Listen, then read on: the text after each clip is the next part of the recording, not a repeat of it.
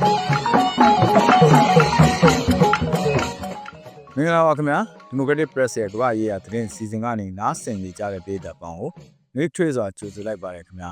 ဒီကနေ့ဇွန်လ29ရက်နေ့စနေနေ့မှာတော့ကမ္ဘာတဝန်းကနေရေးကြည့်ပြီးစိတ်ဝင်စားစရာကောင်းတဲ့သတင်းတွေကိုကျွန်တော်တို့စူးစီးတင်ဆက်ပေးသွားမှာဖြစ်ပါတယ်ပထမဆုံးထုတ်လွှင့်မှုဖြစ်တဲ့အတွက်စီစဉ်ကိုအကောင်းဆုံးဖြစ်အောင်ပြင်ဆင်ထားပါတယ်လို့ပြောကြရင်ဒီကနေ့ရဲ့သတင်းတွေကိုစတင်လိုက်အောင်ပါခင်ဗျာပထမဆုံးသတင်းပုတ်အနေနဲ့ရိုက်တာသတင်းဌာနမှာဖော်ပြထားတဲ့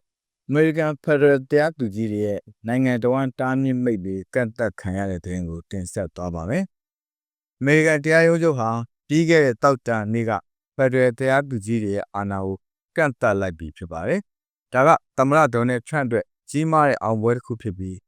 နိုင်ငံတော်ဝန်အစိုးရမူဝါဒတွေကိုပါတားမြစ်ပိုင်ခွင့်ကိုထိခိုက်စေခဲ့ပါတယ်။ဒါပေမဲ့မွေးရပါနိုင်ငံသားဖြစ်ခွင့်ကတ်သက်ရေးအတွက်ထရန့်ရဲ့အမိန့်နဲ့ပတ်သက်ပြီးအပြည့်အဝအောင်ပွဲခံနိုင်တာမျိုးတော့မရှိသေးပါဘူး။သမ္မတထရန့်ဟာ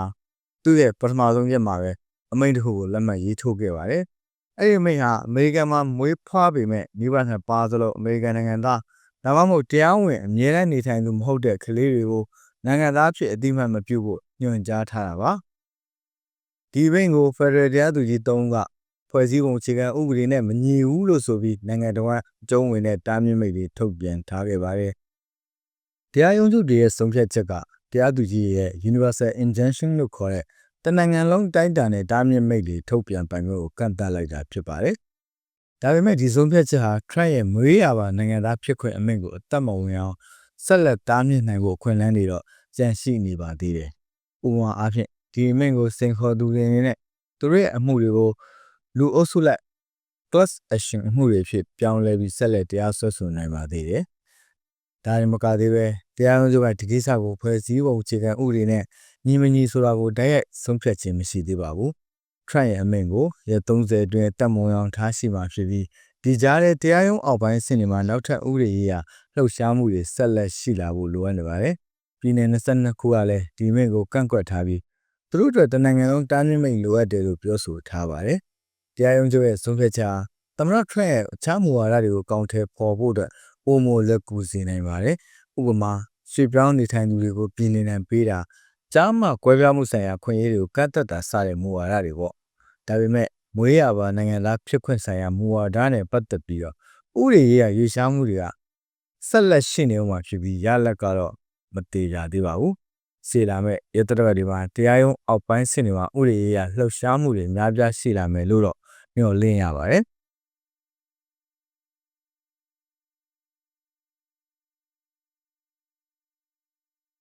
ဆက်လက်ပြီး BBC ကဖော်ပြထားတဲ့ Israel ပြည်ပခါအတွင်းမှာတည်ဆုံခဲ့တဲ့စစ်ကောင်းဆောင်တွေအတွက်အီရန်မှာနိုင်ငံတော်ဇာပနာကျင်းပနေတဲ့တဲ့ကိုတင်ဆက်သွားပါမယ်။အီရန်နိုင်ငံမှာ Israel နဲ့ဖြစ်ပွားခဲ့တဲ့12ရက်ကြာပြည်ပခါအတွင်းမှာတည်ဆုံခဲ့သူ60အတွက်နိုင်ငံတော်ဇာပနာကိုကျင်းပခဲ့ပါတယ်။တည်ဆုံသူတွေထဲမှာစစ်ကောင်းဆောင်နဲ့နျူကလ িয়ার သိပ္ပံပညာရှင်တွေပါဝင်ပါတယ်။တီဟီရန်မြို့ရဲ့အင်ဂီလပ်ရေမင်နာမှာအီရန်အလံတွေချုံ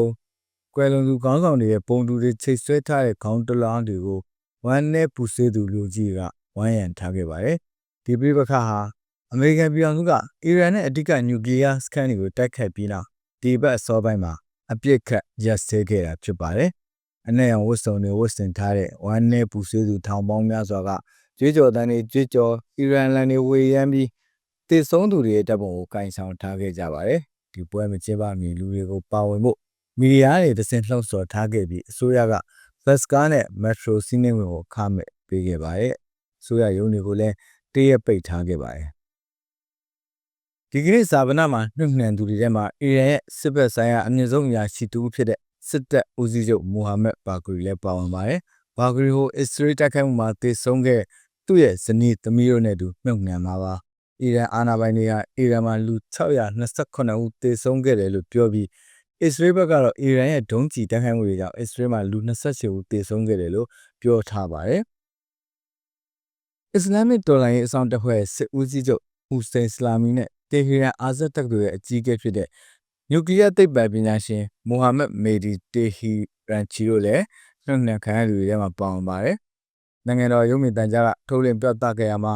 အီရန်သမ္မတမာဆုပီဇက်ဂီယန်နဲ့ နိုင်ငံရဲ့ဘာသာရေးကောင်းဆောင်အယာတိုလာအလီခါမေနီရဲ့အကြံပေးရီယာအက်မီရယ်အလီရှန်ခါနီတို့လိုထင်ရှားတဲ့ပုံကိုယ်တွေလည်းဇာပနာကိုတက်ရောက်ခဲ့ကြပါတယ်။ရှန်ခါနီယာဒီလအစောပိုင်းရဲ့အစ္စရေးတိုက်ခိုက်မှုမှာတန်ရာရခဲ့သူတူပါ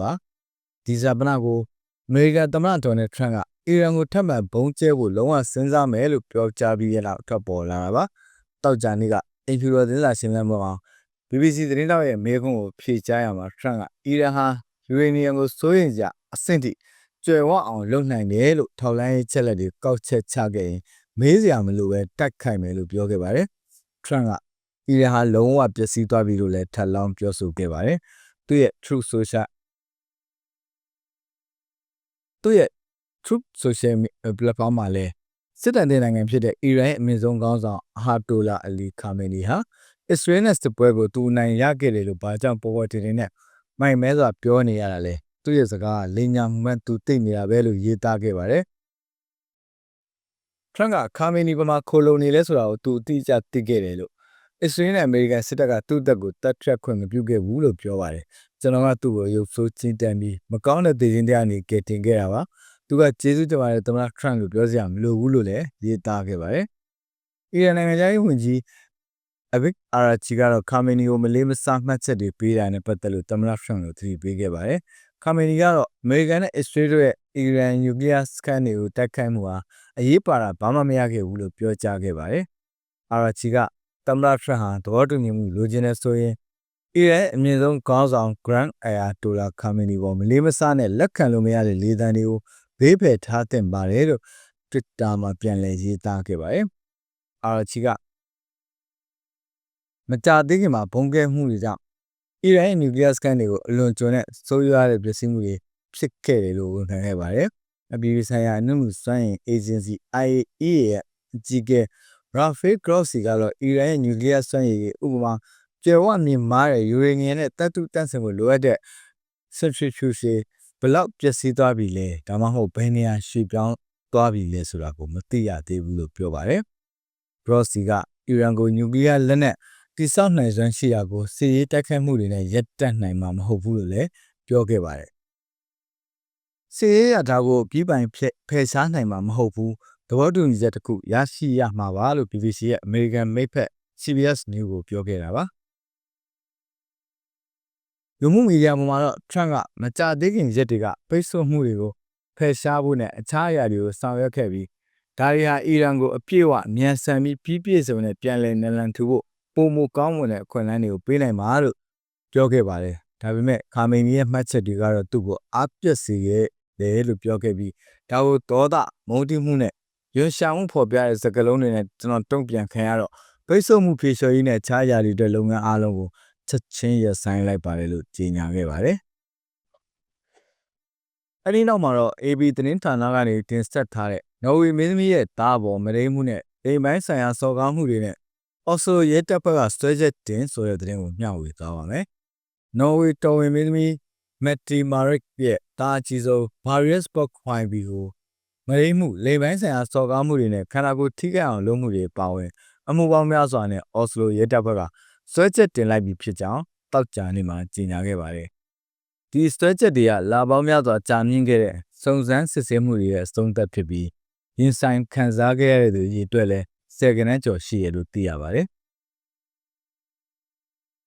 အသက်28နှစ်ရှိပြီဖြစ်တဲ့ဟွိုင်ဘီဟာ2024ခုနှစ်တွင်မရိမှုဆွဆွဲချက်တွေနဲ့ခန္ဓာကိုယ်ထိခိုက်အောင်လုပ်မှုတွေရာဇဝမှုမြောက်တဲ့ပျက်စီးမှုတွေနဲ့အကြိမ်ကြိမ်ဖမ်းဆီးခံခဲ့ရပြီးနောက်အာဏာပိုင်တွေရဲ့စောင့်ကြည့်မှုအောက်မှာရှိနေခဲ့ပါတယ်။အော်စလိုရဲတပ်ဖွဲ့ရှိနေအန်ဒရီယာစ်ကဟွိုင်ဘီဟာရဲတွေရဲ့စစ်ဆေးမေးမြန်းမှုတွေမှာပူးပေါင်းဆောင်ရွက်ခဲ့ပြီးစစ်ဆေးမှုတွေပြည့်စည်သွားပြီလို့ပြောပါတယ်။ဒီမှုအတွက်တပ်တွေထောက်ထားတွေကိုစာတိုတွေတပ်တွေထွက်ဆိုချက်တွေနဲ့ရဲတွေရဲ့ရှာဖွေမှုတွေကနေရရှိခဲ့တယ်လို့လည်းရှေ့နေတွေကပြောပါတယ်။ဆွဲချက်တွေထဲမှာလိင်ဆက်ဆံမှုပါဝင်တဲ့မရိမှုတစ်မှုလိင်ဆက်ဆံမှုမပါဝင်တဲ့မရိမှု2မှုလိင်ပိုင်းဆိုင်ရာစော်ကားမှု4မှုနဲ့ခန္ဓာကိုယ်ထိခိုက်အောင်လုပ်မှု2မှုတို့ပါဝင်တယ်လို့သတင်းစာရှင်းလင်းပွဲမှာပြောကြားခဲ့ပါတယ်။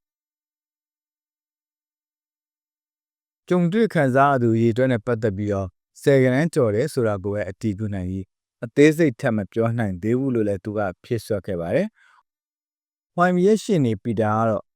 AP သတင်းဌာနကို email ပို့ပြီး YB ဟာဆွတ်ဆက်ချက်တွေကိုအရင်လေးနဲ့ထားပါတယ်။ဒါပေမဲ့ကိစ္စအများစုမှာအထူးသဖြင့်လိမ်ပိုင်းဆိုင်ရာအလွဲသုံးစားမှုတွေနဲ့အကြမ်းဖက်မှုကိစ္စတွေမှာ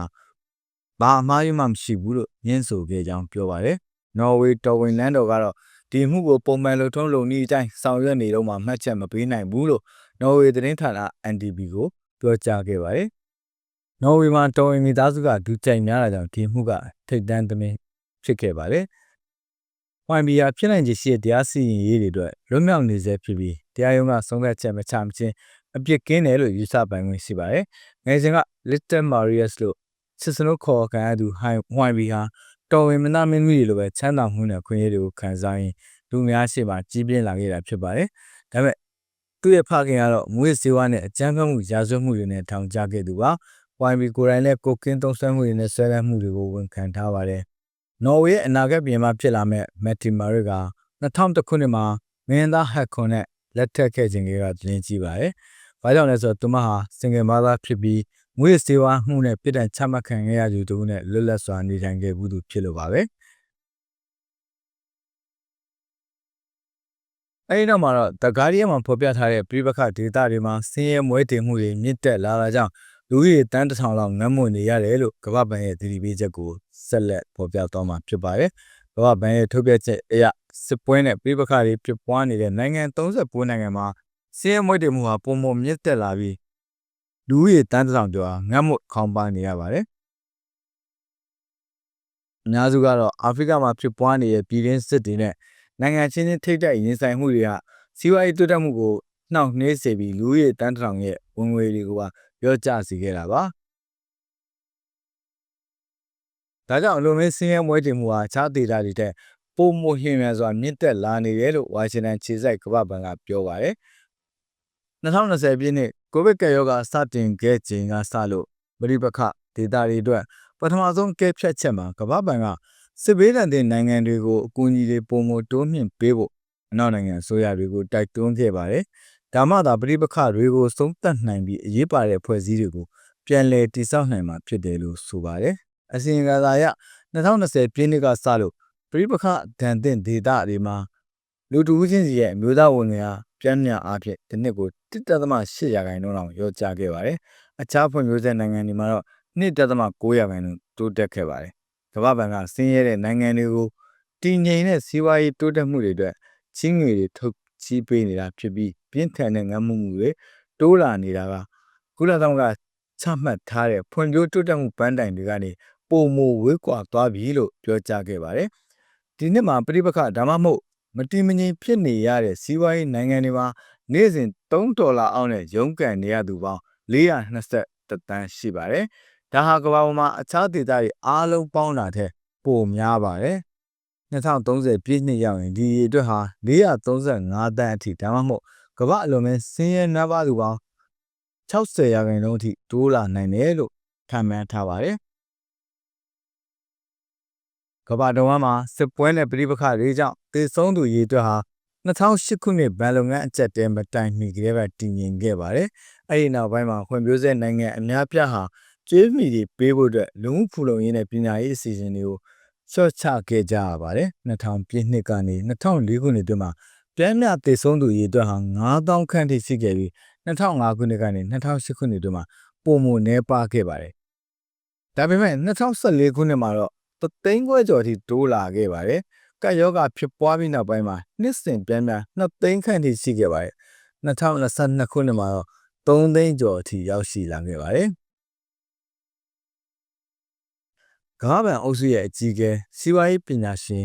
အင်တာမစ်ဂေးကလွန်ခဲ့တဲ့3နှစ်တာကာလအတွင်းယူကရိန်းနဲ့အရှေ့အလယ်ပိုင်းကပြည်ပခရေးပေါ်ကမ္ဘာရေးအာရုံစိုက်မှုကတိုးလာပေမဲ့ပြည်ပခနဲ့မတည်မငြိမ်ဖြစ်မှုဒဏ်ခံနေရတဲ့သူတွေရဲ့80%ကျော်ကအာဖရိကတိုက်သားတွေဖြစ်နေတယ်လို့ပြောပါတယ်။ဒီအခြေအနေတွေကိုကုသမမပေးရင်နာတာရှည်ဖြစ်သွားလိမ့်မယ်။ဒီနေ့ပြည်ပခဒါမှမဟုတ်မတည်မငြိမ်ဖြစ်နေတဲ့နိုင်ငံတွေရဲ့တဝက်က15နှစ်ဒါမှမဟုတ်အဲ့ထက်ပိုပြီးဒီလိုအခြေအနေမျိုးမှာရှိနေကြတာပါ။ဒီတိုင်းတာအထိဆင်းရဲဒုက္ခရောက်နေတာကူးစက်တတ်ပါတယ်လို့ဂေးကပြောပါတယ်။လက်ရှိပြည်ပခဒါမှမဟုတ်မတည်မငြိမ်ဖြစ်မှုရင်ဆိုင်နေရတဲ့နိုင်ငံပေါင်း39နိုင်ငံထဲမှာဆိုရင်21နိုင်ငံအခုချိန်ထိတိုက်ပွဲတွေ ဆက်လက်ဖြစ်ပွားနေတုန်းဖြစ်ပါတယ်။မကြာသေးခင်နှစ်တွေအတွင်းမှာ UK နဲ့အမေရိကန်ပါဝင်ဖွံ့ဖြိုးဆဲနိုင်ငံတွေရဲ့ရင်းနှီးမြှုပ်နှံမှုစီစဉ်တွေအတွက်အဓိကထောက်ပံ့သူအချို့ကသူတို့ရဲ့ရန်ပုံငွေတွေကိုရှော့ချခဲ့ကြပါတယ်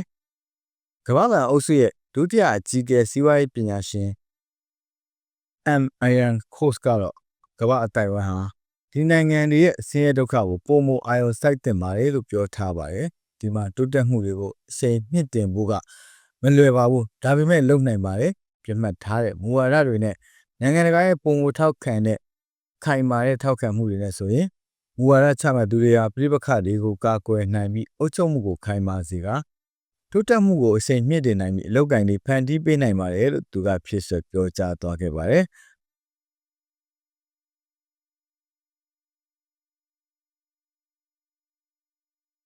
ဆက်လက်ပြီး The Guardian မှာပဲဖော်ပြထားတဲ့ရဝမ်ဒါနဲ့ကွန်ဒိုဒီမိုကရက်တစ်သမ္မတနိုင်ငံတို့ငြိမ်းချမ်းရေးသဘောတူညီချက်လက်မှတ်ထိုးချိန်မှာထရန့်ကတပ်တုကြွယ်ဝမှုကိုမျက်စိကျနေတယ်ဆိုတဲ့သတင်းကိုဆက်လက်ပြီးတင်ဆက်သွားပါဦးမယ်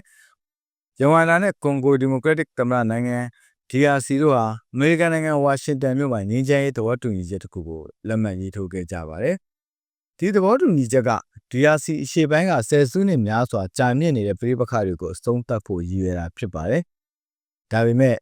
ဒီသဘောတူညီချက်ကဘာကိုဆိုလိုသလဲဘယ်သူတွေကအကျိုးအမြတ်ရမလဲဆိုတဲ့မေးခွန်းတွေရှိနေချိန်မှာပဲအမေရိကန်သမ္မတဒေါ်နယ်ထရန့်ကတော့အမေရိကန်ဟာအကျိုးအမြတ်များတဲ့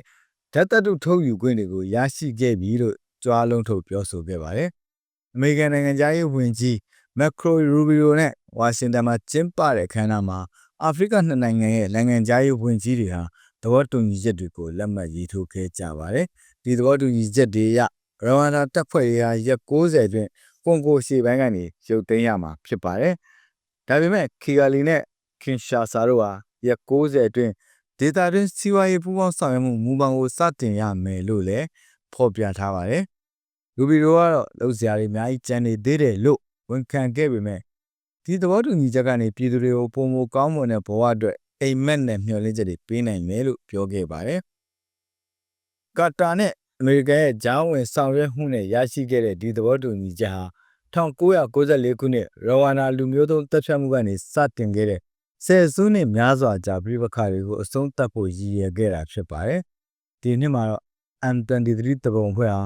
ကွန်ဂိုစစ်တပ်ရဲ့မဟာမိတ်တွေကို DRC ရှေ့ပိုင်းမှာမြေပြင်နယ်မြေကိုလင်းမြန်စွာချီတက်တက်ခတ်ရမှာထောင်ပေါင်းများစွာတေဆုံးခဲ့ပြီးသိန်းပေါင်းများစွာအိုးမဲ့အိမ်မဲ့ဖြစ်ခဲ့ပါတယ်။သမ္မတထရန့်ကတော့လက်မှတ်ရေးထိုးပွဲမတိုင်မီသူတို့ကနှစ်ပေါင်းများစွာတိုက်ခိုက်နေကြတာဓာတ်ရှည်တွေနဲ့ပဲဒါပေမဲ့ဘယ်သူမှဆိုမြင်ဝိသနာအဆိုးဆုံးစစ်ပွဲတွေကတစ်ခုပါပဲလို့ပြောခဲ့ပါတယ်။ဆက်လက်ပြီးဒီသဘောတူညီချက်တွေရဲ့တစ်စိတ်တစ်ပိုင်းဖြစ်အမေရိကန်ပြည်အောင်စုတဲ့ကွန်ဂိုကဓာတ်သတ္တုထုတ်ယူခွင့်အများကြီးရရှိမှာပါလို့လည်းပြောခဲ့ပါသေးတယ်။ကွန်ဂိုနိုင်ငံသားရေးဝန်ကြီးဝန်ကာကတော့သဘောတူညီချက်ရဲ့အချုပ်အခြာအာဏာကိုလေးစားဖို့ကတိကဝတ်တွေကိုညီမောင်းထိုးပြခဲ့ပါတယ်။ M23 တပုံဖွဲ့ဟာ DRC ရှေ့ပိုင်းကဓာတ်သတ္တုကြွယ်ဝတဲ့ဒေသမှာကွန်ဂိုတပ်ဖွဲ့တွေနဲ့တိုက်ခိုက်နေတဲ့လက်နက်ကိုင်အဖွဲ့100ကျော်တွေကတစ်ဖွဲ့ဖြစ်ပါတယ်။အဲဒီအဖွဲ့ကိုတက်စစ်တွေက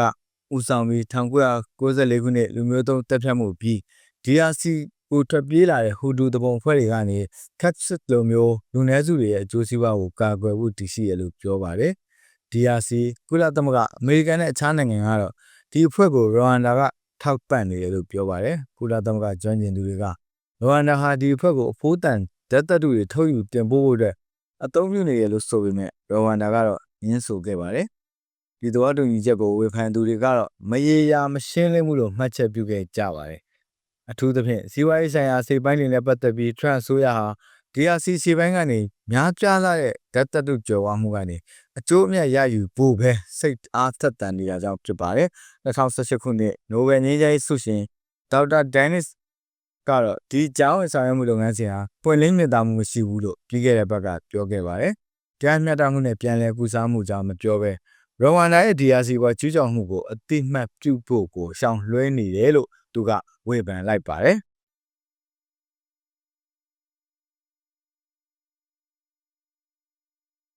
နောက်ဆုံးသတင်းတစ်ပုဒ်အနေနဲ့အဂျာဇီယာသတင်းဌာနမှာဖော်ပြထားတဲ့အစ္စရေးရဲ့ဂါဇာတိုက်ခိုက်မှုတွေကြောင့်ဒီနေ့တနေ့ထဲမှာ သေဆုံးသူ60ဦးထိထပ်မံရှိရတဲ့သတင်းကိုတင်ဆက်သွားပါမယ်။ဂါဇာမြို့မှာရှိတဲ့ El-Tufayr ရပ်ကွက်ကိုအစ္စရေးရဲ့လေကြောင်းတိုက်ခိုက်မှုတွေကြောင့်ကလေး9ဦးပါဝင်အနည်းဆုံးလူ20ဦးသေဆုံးခဲ့တယ်လို့ဆေးဘက်ဆိုင်ရာသတင်းရင်းမြစ်တွေကပြောပါတယ်။ဂါဇာဆေးရုံတွေကနေအယ်ဂျာဇီယာကိုပေးပို့တဲ့သတင်းတွေအရဒီနေ့ဂါဇာကမ်းမြောင်တိုက်ခိုက်မှုတွေကြောင့်ပါလက်စတိုင်းလူမျိုးအနည်းဆုံး60ဦးသေဆုံးခဲ့ရပြန်ပါတယ်။ဒီသေဆုံးမှုတွေဟာအမေရိကန်သမ္မတဒေါ်နယ်ထရန့်ကဂါဇာမှာအဖြစ်ခတ်ရပ်စဲနောက်တစ်ပတ်အတွင်းမှာရောက်ရှိလာနိုင်တယ်လို့ပြောပြီးတည့်ရကြမှာဖြစ်ပွားခဲ့တာပါ။ဂါဇာဆိုးရရဲ့မီဒီယာရုံးကတော့အစ္စရေးမီဒီယာတွေမှာဖော်ပြခဲ့တဲ့အကူအညီရှာဖွေနေတဲ့ငတ်မွတ်နေတဲ့ပါလက်စတိုင်းတွေကိုရည်ရွယ်ချက်ရှိရှိပစ်တက်ဖို့အတွက်စစ်သားတွေကိုအမိန့်ပေးခဲ့တယ်ဆိုတဲ့ဖော်ပြချက်တွေကဂါဇာဟာစစ်ရာဇဝတ်မှုတွေရဲ့နောက်ထပ်သက်သေတောက်တာဖြစ်လာတယ်လို့ပြောကြားခဲ့ပါတယ်။ဂါဇာကျန်းမာရေးဝန်ကြီးဌာနရဲ့ထုတ်ပြန်ချက်တွေအရတော့အစ္စရေးနဲ့ဂါဇာစစ်ပွဲကြောင့်အနည်းဆုံးလူ96,400ကျော်သေဆုံးခဲ့ပြီး3,300,000ကျော်ဒဏ်ရာရရှိခဲ့တယ်လို့သိရပါတယ်။အောက်တိုဘာ9ရက်နေ့ကအစ္စရေးမှာဖြစ်ပွားခဲ့တဲ့တိုက်ခိုက်မှုတွင်လူပေါင်း1139ဦးသေဆုံးခဲ့ပြီး200ကျော်ဖမ်းဆီးခံခဲ့ရတယ်လို့ခန့်မှန်းထားပါတယ်။ဒီကနေ့ဇွန်လ29ရက်စနေနေ့ Democratic Press ရဲ့ကမ္ဘာ့ရေးရာသတင်းအစီအစဉ်ကိုဒီမှာပဲညီကုန်းချုပ်လိုက်ပါပြီခင်ဗျာ